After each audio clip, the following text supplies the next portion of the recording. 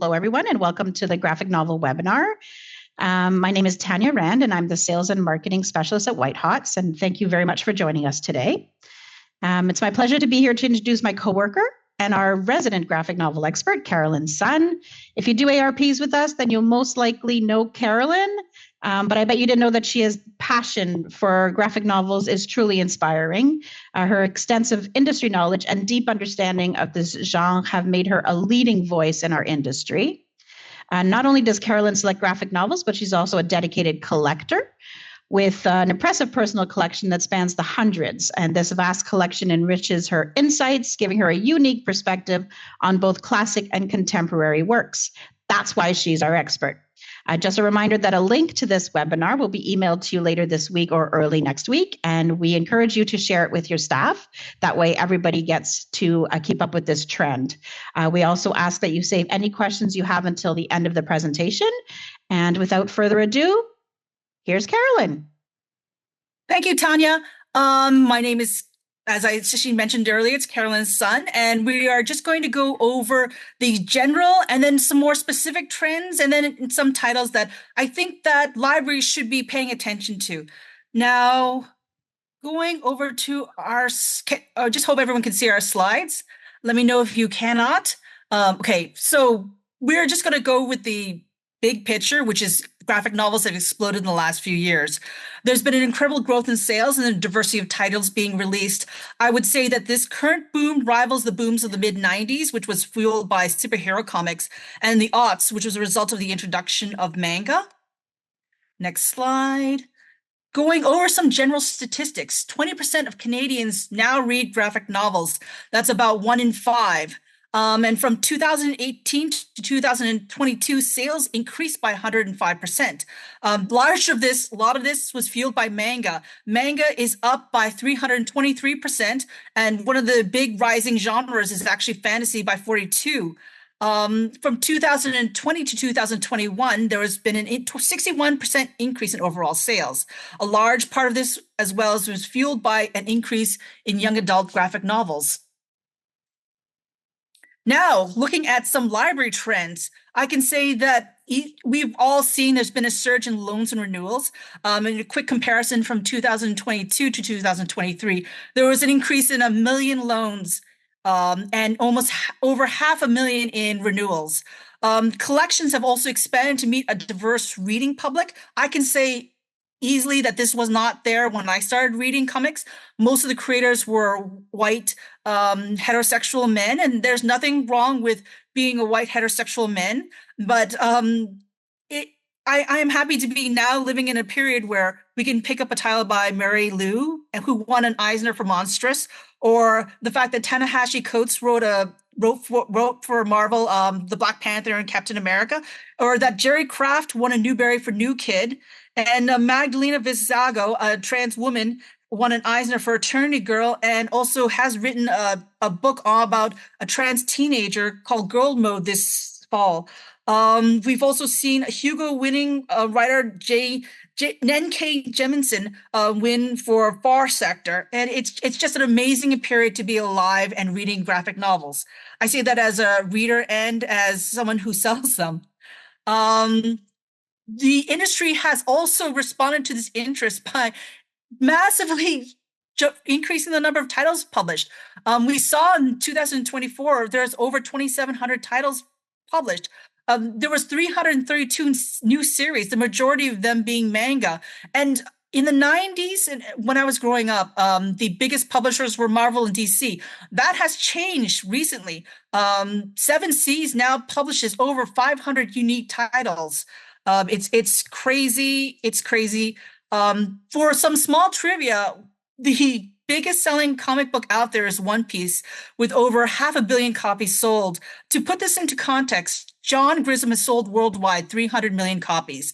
Stephen King has sold worldwide 400 million. J.K. Rowling has 600 million copies out there. I believe in the next few years, One Piece will surpass J.K. Rowling's sales, because his first prints are huge. They're around 4 million copies per for the first prints, which is amazing. John Grisham only gets 2 million if you're looking at numbers. The highest per volume issue is probably Devilman. It has surpassed the X-Men #1 by Jim Lee and Chris Claremont, which only has around 8.7 million copies out there. In Japan, there are about 1.9 billion volumes of manga published annually. That's around 15 books per person. It's an incredibly large market in Japan. And for another bit of small trivia, the second largest market for manga is France. You'd think it'd be America, but France has a larger graphic novel reading public, and it's almost insatiable. Now going into some more specific trends, I'll call this webtoons, the webtoon trend. It's really about, we're going to really talk about online comic platforms. Online comics have been around since the beginning of the internet, but it's exploded in the last few years. Webtoons is often called the TikTok of online comics. It's easy to see why. There is about 10 million readers per day and around 125 billion views per year. It actually changed the Korean graphic novel market by crashing it and then reviving it by pushing it online. It is widely read around the world, except possibly one country, Japan, possibly because they have a very large domestic market. We can see it's in North America. They've profiled with some high-profile creators like Mark Silvestri, who moved Cyberforce to webtoons. We've also seen DC, who also created 3 original series with them and posted it online. We are talking about the Batman Wayne Family Adventures and Vixen and Zatanna and the Ripper. Looking at the demographics of webtoons, around 75% of the readers are under 24. That's very young. 64% are women, and 42% of the creators are also women. This bucks the usual stereotype you have of the comic book reading public as mostly being male. And it might be hard to convince you that there might be an interest in print editions of these books, but the first example I'm going to point you to, Lore Olympus by Rachel Smythe. Now, that is one of the largest titles on webtoons. There is around 6.5 million subscribers, 1.4 billion views, and I would say this is probably one of the top selling graphic novels out there. And no surprise, thinking of the demographic, it's YA and adult appealing, and it would appeal to women. The title I'm going to point you to in the middle is not actually on webtoons. It's on the website Manta, but it is also, which is considered the Netflix of comics because you often have to subscribe to read. But it's based on the very extremely popular web novel, and there are about approximately maybe 15 million subscribers to it. The title will appeal to older teens and adult female readers. It is about a young noblewoman, shy and stuttering, who ends up married to a poor noble knight. And it really deals with the misunderstandings that can develop in a relationship like this. They don't know each other, but they're more well-intended than the other side may initially believe. And it deals with the misunderstandings that can happen in relationships in general. The title on the right, Your Throne, is a webtoon book. There are approximately 850 million views of this, over 217 chapters, with over 1.8 million subscribers. It's about a young noblewoman who ends up waking up one morning into the body of her rival, which throws her plots for revenge off kilter. No surprise, it will probably appeal to teen readers and a little slightly older than that, and it has a lot of romance and drama. Now, the next trend I will talk about is adaptations. Initially, it was used to attract skeptical readers to graphic novels. This is the pitch that apparently Rainier Telgemeier used when she started off the Babysitters Club. Now they are finding the graphic novels are starting to introduce readers to the regular print titles. The publishers have noticed a bump in sales in the regular print after the graphic novel series has been released. I think this is initially it was juvenile titles you saw, series being released as graphic novel adaptations. Now I'm starting to see publishers are starting to dabble with YA and adult titles to see if this might also catch on. The first title we will be looking at is The Last Kids on Earth. Previously, there was a spin-off that was released as a graphic novel called The Last Comics on Earth, where the last kids on Earth were actually writing graphic novels. This is actually an adaptation of the horror comedy series, probably more horror comedy than horror, about kids stuck in a zombie apocalypse. It's primarily aimed at children and preteens and who enjoy comedy and adventure and a little bit of scares. I don't think I need to introduce the book in the middle. It is The Three-Body Problem by Cixin Liu. It is an it has been running on Tencent from 2019, and the plan is to release the entire three-part series, each a year after the other. So we'll see Dark Forest in 2025 and Death's End in 2026. I would say the art style is more webtoonish, well, leading less manga-ish and more it would probably appeal to North American, like more probably less stylized.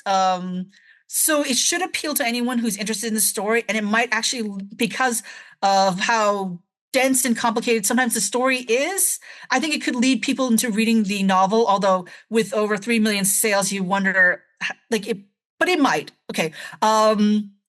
The next title on the right is The Hidden Life of Trees, the popular nonfiction graphic novel that deals with the social nature of trees. In this, the graphic novel adaptation will take us on a journey with Peter Wollenberg as his job as a forester, and his discussing the nature of trees as he cares for them. This would probably appeal to older teens and adults, and might even appeal to people who are taking courses in biology or in either high school or university, because the science here is fairly dense. The next trend I am going to discuss is horror comics. Now, horror comics were popular in the golden age of comics, and they started with adaptation of horror literature, and then it sort of grew off from there. EC Comics was best known for Tales of the Crypt, pushed the envelope so hard that there was a Senate hearing in 1954 about how far they were pushing the envelope, and it's because of the slight controversy that the Comic Codes Authority was created, and which led to horror comics almost not being published, because you weren't allowed to even use vampire or werewolf in, or reference them or to say werewolf and vampire actually in a comic. And it was started to break down in the 1970s. The trend nowadays may be the result of independent comics, and we can look at one specific, which is The Walking Dead. At its height, it was selling over 289,000 copies, with over 400,000, with slightly under 400,000 copies sold of the issues. In 2014, it was actually the best-selling comic, beating out such issues as the Justice League #1 and Superman Unchained.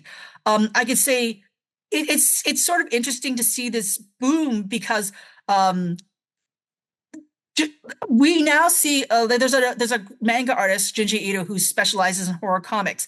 He initially tried to release his titles in the early 2000s, and they pretty much went nowhere. Then they released it in the middle of this boom, and now they are starting to run out of material to release for him. Now, in the fall, some titles I'd like to point you to is Mr. Ballin presents Strange, Dark, and Mysterious. Mr. Ballin is a YouTuber with over 9.27 million subscribers and with 40 billion views. He is a former Navy SEAL who specializes in discussing true crime and real life horror or supernatural stories. This graphic novel series will have 4 original stories, and I think it will appeal to older teens and adults who just enjoy horror. He is massively popular, and I believe he's doing a tour where he will be doing signings of this book.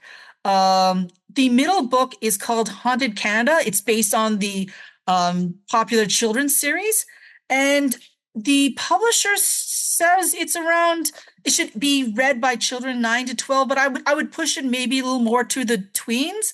There's nothing, I read the graphic novel, there's nothing really objectionable, but the material might be a little intense. There are some, well, ghoulish tales, but if we manage to get through Stephen Gamel's illustrations in scary stories to tell in the dark, I think this would be fine for some children.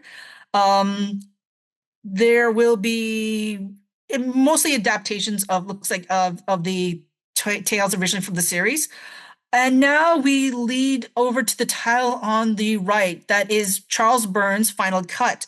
Charles Burns is a mainstay of underground comics. His previous work was The Black Hole, which won the Eisner, and it was specialized in surreal horror. And it looks like as though he's continuing this with his new work called Final Cuts. It's about a group of 20-some-year-olds who's trying to shoot a science fiction horror movie in an isolated cabin in the woods. And if you're a horror fan, you know nothing good happens when people go out in the woods alone. The director initially sees the lead actress as his muse, and the boundaries between reality and fiction start to blur as the movie is shot. Now, in summary, I could say, yeah, graphic novels are booming across all genres. I've never seen it as diverse, and I've been a reader for a while. The industry continues to grow with rising sales and popularity in library and bookstores. I would say that to implore you to include more graphic novels, including some of the ones we discussed today. And if you have any questions, I would be happy to answer them. And I'd also like to take this moment to thank you for showing up. And I'm going to leave this slide up here with my contact information. So, if we don't mind. I just wanted to. Oh, sorry. Thank you, Carolyn. Yeah. Thank you for all the great information. And I think I can honestly say that I learned something. I hope everybody else did as well. Just a reminder to everyone that the best way to ensure that your library is on par with all of these trends and to make sure that you have the right novels and the right graphic novels, you can start an ARP with us. So Carolyn is actually the expert that would do your ARP if you wanted to do that. Since you know that she'll be selecting the books, you know that it'll be up to date. If you want to reach out to Carolyn, you can do that. Reach out to myself or reach out to our admin team. There's the information there online. And yeah, so we'll take any questions if anybody has any questions.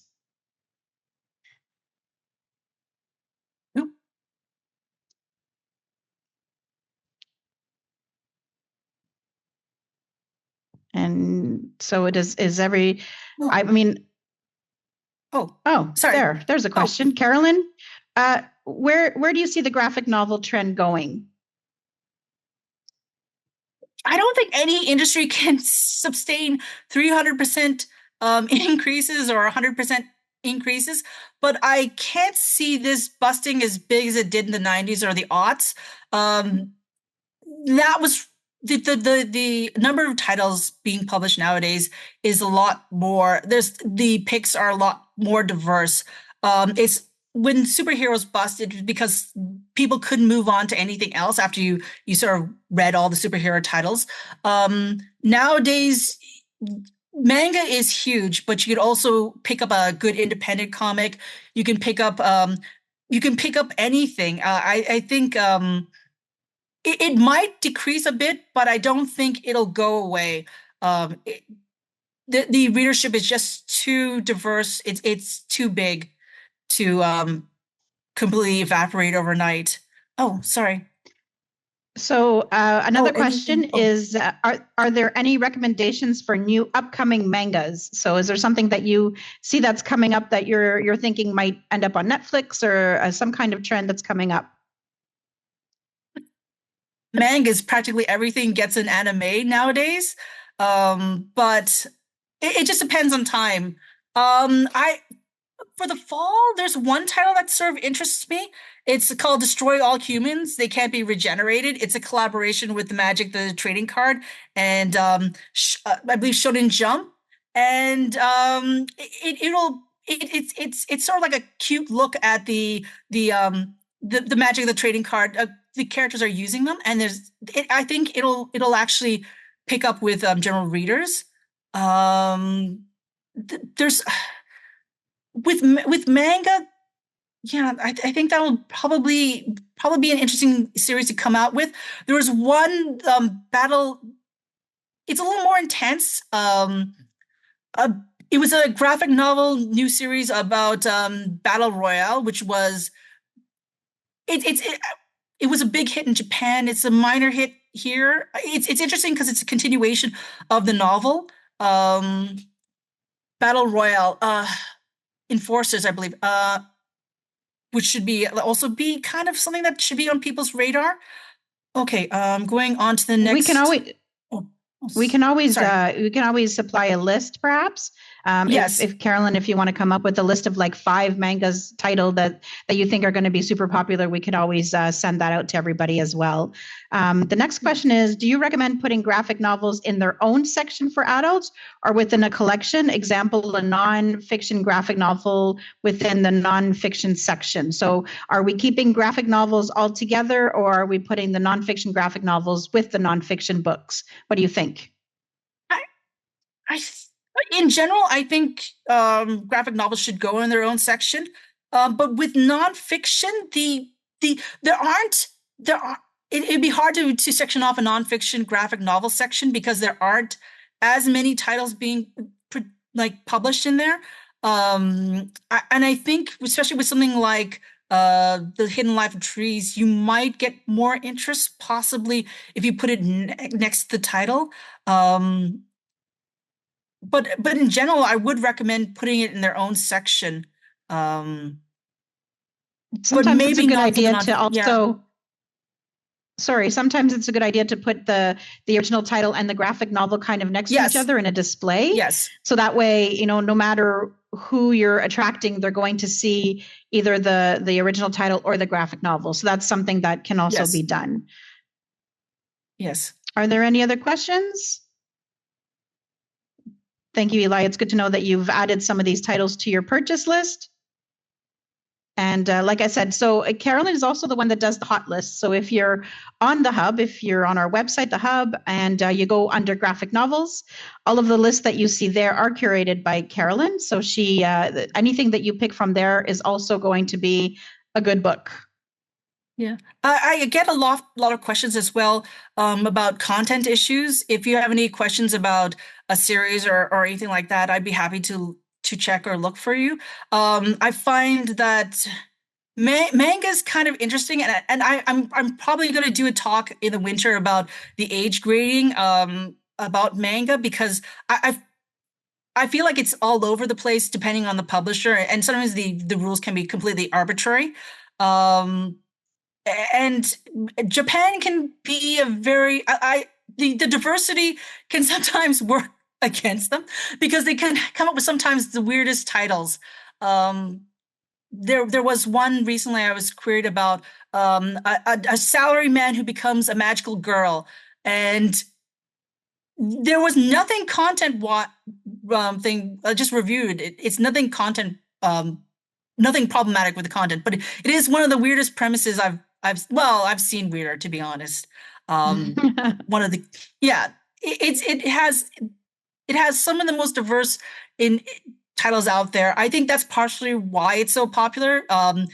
There's romance, there's fantasy, there's romantic fantasy, there's crazy mix-ups of genres. I think like one title I started reading was Mashal, which is basically One Punch Man times Harry Potter. Um, and yeah, it's you can find practically any combination out there. I remember taking a trip to Japan actually and going to a bookstore, and it was one of the largest in Tokyo, and the second floor was entirely devoted to manga, and that was just it was just interesting to see there's the diversity of titles out there.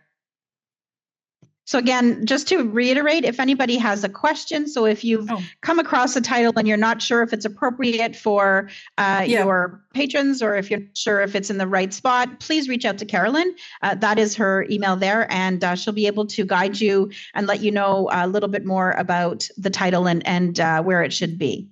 So just one last time, do we have any other questions? We'll give it a couple of seconds. Less time to think. I think there are. Oh, sorry.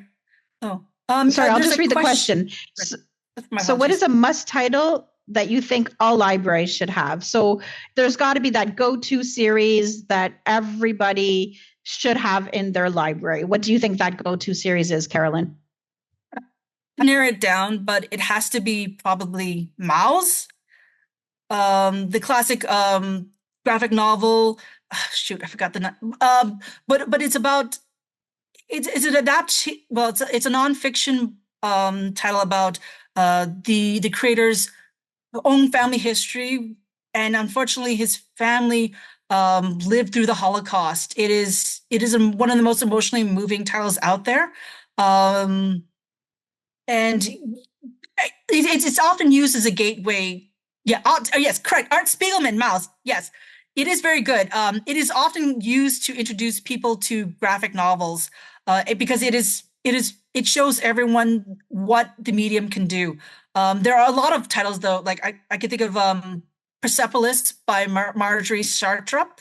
That's another really good title to introduce people to graphic novels who probably would not want to read a graphic novel. Everyone probably also knows The Watchmen by Alan Moore.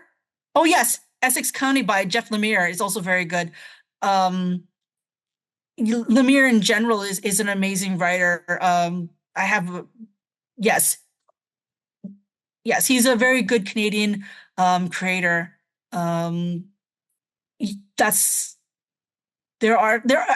hard to pin one, but I would probably go with Mouse by Art Spiegelman. If you have to have just one title in your collection. And if we're talking mangas, I mean, mangas, the series volumes can go into the hundreds sometimes. So is there a manga series that you would recommend that, a library that doesn't have anything right now that you think the teens are super, looking forward to and getting them, that having that collection in your library will then bring the teens into the library to borrow books. So what is that one collection? We all know One Piece. I mean, it's huge, but is there one that's kind of starting now that it's a good time to, start the collection now? I'd say probably Spy Times Family. It's incredibly popular. It's about a spy who ends up making up a fake family that ends up almost becoming his own family. These circulations are out of the roof. I've seen it at libraries. The series just sort of started a few years back, so there's only around, I think, 12 to 13 volumes out there from Japan or so. And in North America, I think we're up to volume 12. But yeah, that's another incredibly good one. Funny enough, though, looking at the print runs, the one that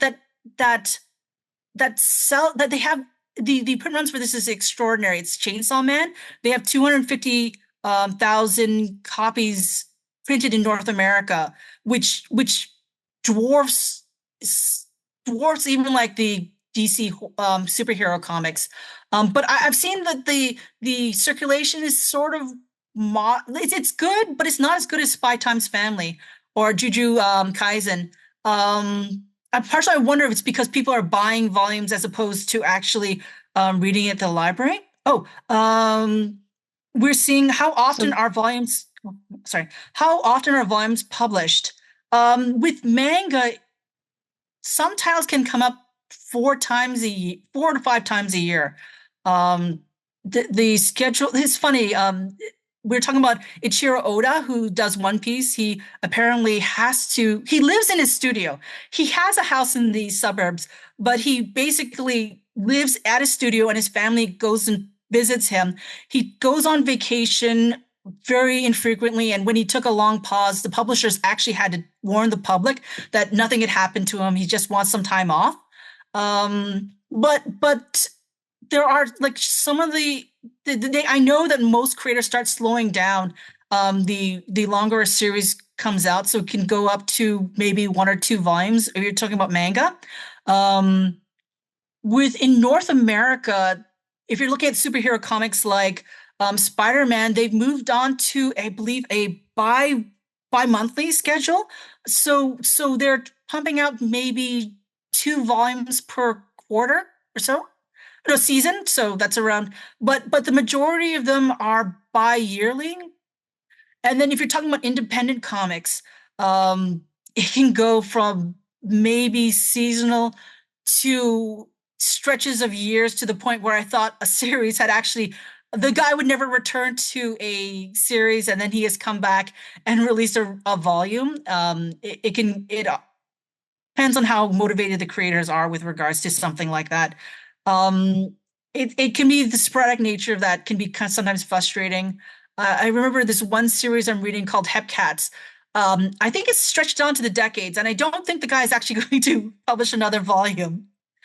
Um, so There are a yeah, lot. Another, I think the there are a short lot. answer to that is that they publish them very often. Yes, and it's sometimes hard to keep up with a series. So again, like if you want a series but you're not sure, when it comes out or things like that, it's always good to contact us, and then we get it can be an ARP for just one series, and Yeah. then every time a new volume comes out, you get it automatically. So we can set things Yeah. like that up as well. So are there any Yeah, other because questions for Carolyn? I just want to say sometimes the publishing schedule can be incredibly erratic, because even like I found the Kodansha can sometimes push a series, like they'll say it's going to be published in the fall and then they push it over 2 or 3 seasons later. I think it's basically based on sales. If things aren't picking up, they start slowing down the release schedule. I think if you're looking at manga, the most probably on schedule is Viz, which is not surprising. It has some of the biggest titles. And yeah. But yeah, I find that because of maybe a number of factors, sales, um, the difficulty of getting the creator to actually finish something, publishing schedules can be incredibly erratic with regards to graphic novels. Oh, sorry. Is anyone Anything else curious else? about? Does anybody have Oh, any other questions? No, I think that's it. Thank you, everyone, okay. for joining us. Again, just to remind you that a link to this webinar will be made available and will be emailed to you, and we encourage you to share it with your staff. And again, if you have any questions or you're wondering about anything, please reach out. We're always here to help. Thank you very much, everyone. Have a good day.